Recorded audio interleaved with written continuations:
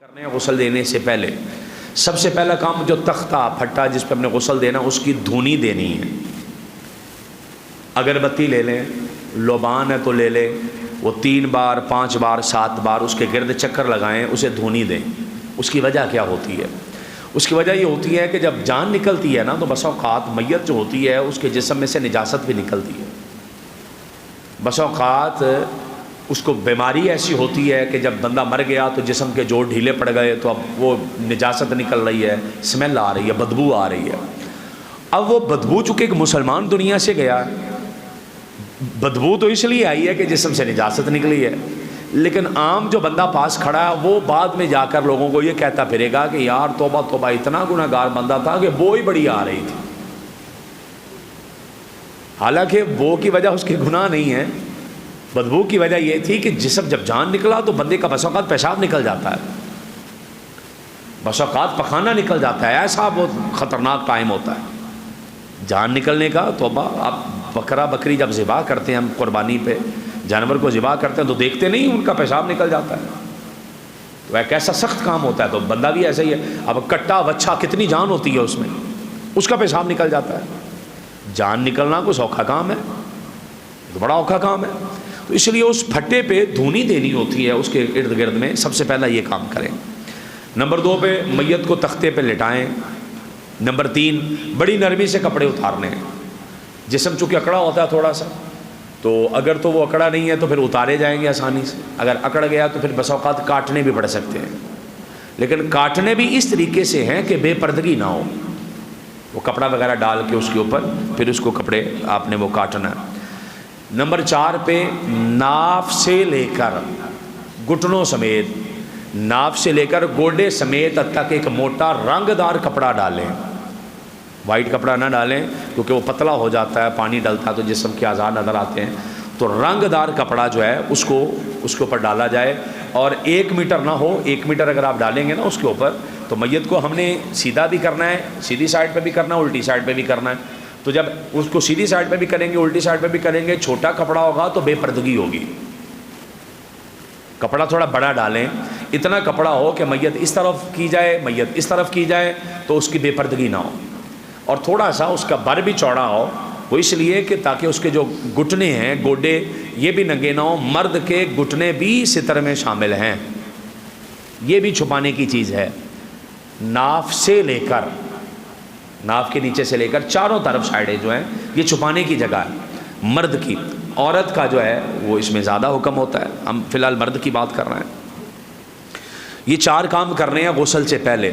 7 کام کرنے ہیں غسل کے دوران۔ میں ایک خلاصہ بتا رہا ہوں جو آپ کے ذہن میں بھی رہ سکے۔ نمبر 1 پہ اس کو استنجا کروانا ہے میت کو۔ استنجا کروانے والے بندے نے اپنے ہاتھ پہ کپڑا پہننا ہے، وہ بنایا ہوتا ہے کپڑا، اس طریقے کا کپڑے کا دستانہ وغیرہ سا بنایا ہوتا ہے، اس کو پہن کے کپڑا لپیٹ کے اس کو استنجا کروانا ہے۔ پھر اس کے بعد استنجا میں پانی بھی استعمال کرنا ہے اور وہ ڈھیلے بھی استعمال کرنے ہیں ساتھ، کیونکہ آقا علیہ الصلوۃ والسلام نے آپ کو ایک بڑی لطیف چیز اور بڑی خوبصورت چیز بتاؤں۔ آقا علیہ الصلوۃ والسلام قباء مسجد میں جو لوگ تھے وہاں تشریف لائے، اور ان لوگوں سے حضور نے پوچھا بھی تم کیسے طہارت کرتے ہو؟ حضور کیا ہوا؟ فرمایا اللہ پاک نے تمہاری طہارت اتنی پسند فرمائی ہے کہ قرآن کے اندر تمہاری تعریف کر دی ہے، یہ موجود ہے حدیث میں۔ تو انہوں نے عرض کی یا رسول اللہ صلی اللہ تعالیٰ علیہ وآلہ وسلم، ہم پہلے ڈھیلے سے استنجا کرتے ہیں پھر پانی استعمال کرتے ہیں، ہم مٹی کے ڈھیلے سے استنجا کر کے پھر پانی استعمال کرتے ہیں۔ یہ اتنا اعلیٰ قسم کا استنجا ہے کہ 11ویں سپارے میں ان کی تعریف بیان کی گئی ہے۔ اسلام کتنا ستھرا دین ہے اور اسلام کتنا پاکیزہ دین ہے۔ اگر ممکن ہو، اگر ایسے مسائل نہ ہو تو پتھر سے، ڈھیلے سے استنجا کرنا چاہیے اور اس کے بعد پانی استعمال کرنا چاہیے، کیونکہ اس کے بارے تو فضیلت آئی الگ سے۔ تو اس میت کا بھی ڈھیلے سے استنجا کروا کے پھر پانی سے اس کا استنجا کروایا جائے، پھر اس کے بعد اس کا وضو کروانا ہے، مکمل وضو، مطلب 3 بار چہرہ دھونا ہے، 3 بار اس کے بازو دھونے ہیں، اس کے سر کو دھونا ہے، مسح کرنا اس کے سر کا، اس کے پاؤں دھونے ہیں۔ صرف 2 کام بیچ میں نہیں کرنے، کلی نہیں کرنی، ناک میں پانی نہیں چڑھانا، کلی بھی نہیں کروانی اس کی، ناک میں پانی بھی نہیں، کو منہ پہ کوئی چیز لگی ہے تو روئی وغیرہ سے اسے صاف کر دیا جائے، اور اس کو ہاتھ سے صاف کر دیا جائے، روئی ہوتی ہے روئی سے صاف کر دیا جائے۔ اور یہ سارے کام کرنے سے پہلے اس کے ناک میں، اس کے کانوں میں روئی دے دینی ہے تاکہ پانی اندر نہ جائے، وہ بعد میں سمتا رہتا ہے پانی باہر جو کفن کے اوپر لگتا ہے، بعد میں وہ پانی باہر سمتا رہتا ہے اور وہ کفن پہ لگتا ہے اور وہ بڑا عجیب سا لگ رہا ہوتا ہے۔ پورا وضو کروا کے داڑھی شریف اس کی دھونی ہے اگر ہے، اور اس کے سر کے بال دھونے ہیں۔ پھر اب کیا کرنا ہے، میت کو الٹی سائڈ پہ کر لینا ہے، تھوڑا سا سیدھی سائڈ پہ پانی بہانا ہے، سیدھی سائڈ پہ، پھر اس کو تھوڑا سا سیدھی سائڈ پہ کر کے الٹی سائڈ اس کی دھونی ہے، پھر اس کے وہ جو ہے سارے جسم پہ پانی بہانا ہے، جیسے زندہ کا غسل ہوتا ہے نا، جیسے زندہ کا غسل ہوتا ہے کہ پہلے سیدھی سائڈ پہ پھر الٹی سائڈ پہ، اس طریقے سے اس کے پانی بہانا ہے، پھر سارے جسم پہ اس کے پانی بہانا ہے۔ صابن وغیرہ لگانا ہے، کوشش کریں صابن ایسا ہو کہ جس میں کوئی ایسے کیمیکل وغیرہ نہ ہوں جو منع ہے، ورنہ عام جو صابن چلتے ہیں ہمارے، یہ ذہن میں کلیئر کر لیں، کوئی بھی صابن ناپاک تب ہوگا جب آپ کو بالکل کلیئر ہو جائے گا کہ اس میں سور کی چربی ہے۔ کسی کے کہنے سے نہیں ہوتا کہ فیس بک پہ آ گیا فلانے صابن کے اندر یہ چیز ہے تو اب وہ حرام ہو گیا، حرام اس سے نہیں ہوتا، وہ یہ مسئلہ ذہن میں رکھیے گا۔ جب تک کلیئر نہیں ہوتا، آپ کو کوئی اتھینٹک ذرائع نہیں بتاتے کہ یار یہ چیز غلط ہے، تب تک وہ غلط نہیں ہوگا، آپ اسے استعمال کر سکتے ہیں۔ پھر اس کے بعد سارے جسم پہ وہ صابن وغیرہ لگا کے اسے اچھے طریقے سے جسم کو دھو دینا ہے، دھونے کے بعد پورا جسم پہ پانی بہا دینا ہے، بہانے کے بعد ایک کام اور کرنا ہے، وہ کیا کرنا ہے، اس کو تھوڑا سا سہارا دے کے نا سر کے طرف سے، سر کی طرف سے سہارا دے تھوڑا سا میت کو اوپر کرنا ہے، یعنی جیسے بٹھاتے نہیں، تھوڑا سا اسے اوپر کر دینا، یہ کر کے پھر اس کے پیٹ پہ غسل دینے کے بعد، غسل دینے کے بعد، کیونکہ آپ دائیں بھی کر رہے ہیں بائیں بھی کر رہے ہیں، ہلا بھی رہے ہیں جلا بھی رہے ہیں، تو اس کے جسم کے جوڑ جو ہیں وہ ہل رہے ہیں اور اس کا معدہ بھی ہل رہا ہے اور سارے کام بیچ میں ہو رہے ہیں۔ اب آپ اینڈ کرنے لگے ہیں، آپ نے اس کو اٹھا کے تھوڑا سا بٹھا کے اس کے پیٹ پہ ہاتھ پھیرنا ہے، اتنا زور سے نہیں کہ بہت ہی زور ہو، درمیانہ سا ہاتھ آپ نے پھیرنا اس کے پیٹ پہ نیچے کی طرف ہو کہ تاکہ اگر کوئی نجاست کہیں سے نکلنے والی ہے تو نکل جائے، غسل دینے کے بعد، مسئلہ سمجھ رہے ہیں، غسل دینے کے بعد۔ اب اگر جسم سے نجاست اس کے نکل آئی ہے تو نجاست دھو دینی ہے، نہ اس کا وضو ٹوٹنا ہے نہ اس کا غسل ٹوٹنا ہے، کیونکہ وہ مر چکا ہے، اس پہ نہ وضو ہے نہ غسل ہے، نہ اس کا نہ وضو ٹوٹنا ہے اس کا، سمجھ آئی بات کریں؟ یہ ذہن میں آتا نجاست تو بعد نکلی ہے تو اب اس کا کیا کریں، تو اگر نکل آتی ہے تو اس کو دھو دیں، اس کا کوئی فرق نہیں پڑے گا، اس کافور ڈال کے اس کے جسم پہ پھر سارے پہ پانی بہانا ہے۔ پانی لینا کیسے ہے، بیری کے پتے ڈال کے پانی، اس لیے اس میت کو غسل دیا جاتا ہے، چند بیری کے پتے ڈال دیے جاتے ہیں کہ بیری کا تعلق ہے سدرۃ المنتہا، اس کے ساتھ تعلق ہے نا، تو انسانوں کی روحیں بھی وہاں جاتی ہیں جو نیک لوگ ہیں، تو وہاں پر تعلق ہے اس کا۔ اور بیری جو ہے یہ جراثیم کش ہے، جراثیم کھینچتی ہے، بیری کے جو پتے ہیں، تو بیری کے پتے اس لیے بیچ میں ڈالے جاتے ہیں۔ وہ نیم گرم پانی لے کے، اتنا گرم پانی نہ ہو جیسے زندہ کو جلاتا ہے اس سے میت کو بھی تکلیف ہوگی، اتنا گرم پانی نہیں۔ اور جس بندے نے میت کے پانی کے اندر ہاتھ ڈالنا ہے اس کا وضو ہونا چاہیے، یا کم از کم جس نے ہاتھ ڈالنا ہے وہ پہلے اپنے ہاتھ دھوئے، ویسے ہاتھ بیچ میں نہ ڈالے، ویسے ہاتھ ڈالے گا تو پانی مستعمل ہو جائے گا، وہ ہاتھ بیچ میں ایسے نہ ڈالیں۔ نمبر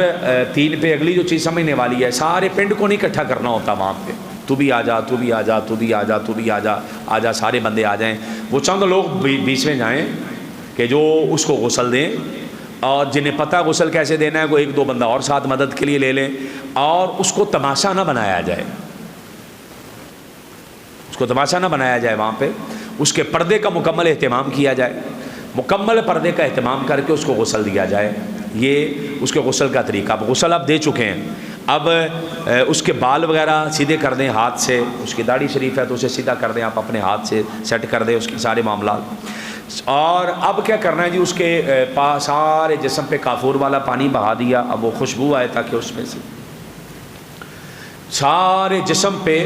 ایک بار میت کے پانی ایک حصے میں چلا جائے، یہ فرض ہے، اور 3 مرتبہ ہر حصے میں چلا جائے، یہ سنت ہے۔ اس کے بعد جب غسل مکمل ہو چکا ہے، اب آپ نے اس کو میت کو اٹھا کے اس پھٹے سے اس کو کفن دینا ہے۔ کفن کے مراحل اس کے شروع ہو جائیں گے آگے۔ کفن کے مراحل کے اندر صرف چند لائنیں پڑھ دیتے ہیں، مکمل ہم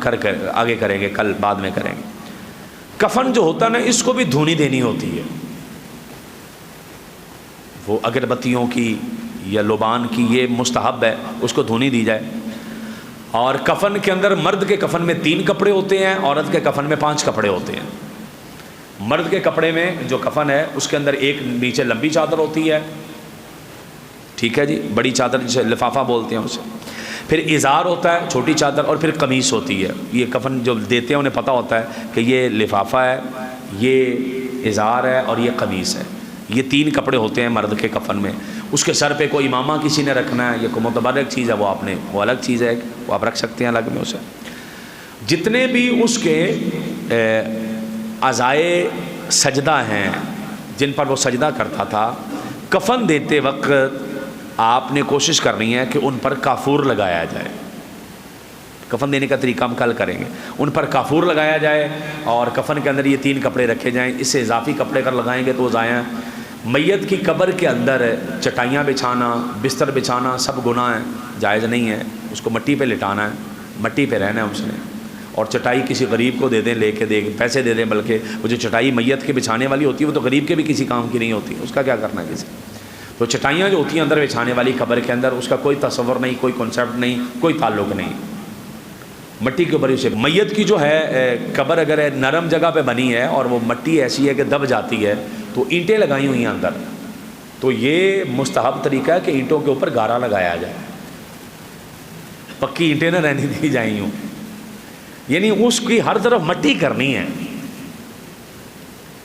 آگ سے جلی ہوئی اینٹ نہیں لگانی اگر ضرورت نہیں ہے تو۔ آگ سے جلی ہوئی اینٹ نہیں لگانی، جو بٹے پہ ہوتی ہیں اینٹیں، یہ نہیں لگانے۔ اگر ضرورت ہے تو لگائیں، پتہ ہے قبر بیٹھ جائے گی یا کوئی ایسا مسئلہ تو لگائیں، لیکن پھر کوشش کریں کہ گارا لگا دیں، سائڈ پہ لیپ دیں اسے، گارا لگا سوکھ جائے اتنی دیر میں، ایسا کر دیں تاکہ وہ آگ سے پکی چیز اندر نہیں لگانی۔ پھر قبر کے اوپر اگربتی بھی نہیں لگانی، اوپر جو لگاتے ہیں اوپر وہ بھی نہیں لگانی، قبر کے اوپر لگانی اگر کسی نے تو ذرا سائڈ پہ لگائے، لیکن قبر کے اوپر اگربتی لگانے سے قبر کے اندر فائدہ کوئی نہیں ہونا، یہ ذہن میں رکھیے گا۔ قبر کے اوپر اگربتی لگانے کا قبر کے اندر کوئی فائدہ نہیں، قبر کے اوپر پھول ڈالنے کا قبر کے اندر فائدہ ہے، قبر کے اوپر پھول ڈالنے کا فائدہ قبر کے اندر ہے۔ وہ حدیث سے ثابت ہے کہ جب تک وہ تر چیز اوپر پڑی رہتی ہے وہ استغفار کرتی ہے، اللہ قبر میں رحمت نازل فرماتا ہے۔ اگربتی کا ایسا کوئی تعلق نہیں ہے، کوئی کنسیپٹ نہیں ہے، اگر کسی نے لگانا بھی ہے تو وہ قبر سے ذرا ہٹ کے لگائے، اور نیت یہ کر لے بھی آنے جانے والے لوگوں کو خوشبو آئے گی، ورنہ اس کا فائدہ تو اور کوئی بھی نہیں قبر کے اوپر لگانے کا۔ اگربتی لگانے کا مسئلہ بھی یہ ذہن میں رکھیے گا، اللہ پاک ہم سب پر اپنا فضل فرمائے گی۔ اس کے بعد